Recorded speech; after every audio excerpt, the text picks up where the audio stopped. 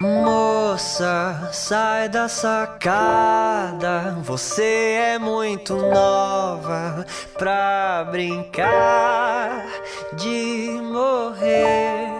Me diz o que há, o que a vida aprontou dessa vez.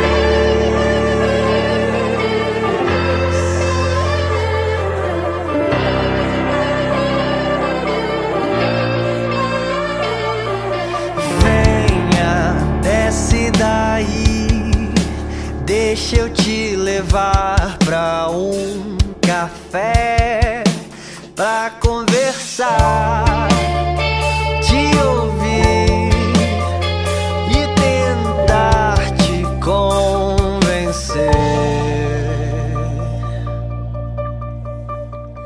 que a vida é como mãe que faz o jantar e obriga os filhos a comer os vegetais, pois sabe que faz bem. E a morte é como um pai que bate na mãe e rouba os filhos do prazer de brincar, como se não houvesse amanhã.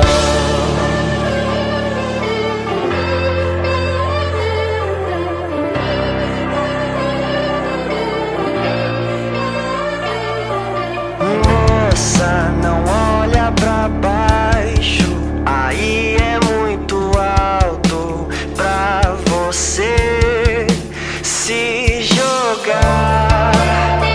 Vou te ouvir e tentar te convencer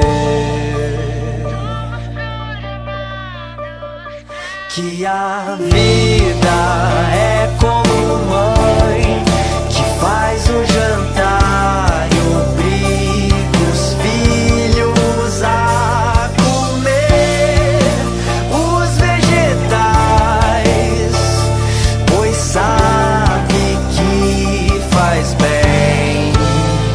E a morte é como um pai que bate na mãe e rouba os filhos do prazer de brincar, como se não houvesse amanhã. Mas tudo bem, nem sempre estamos na melhor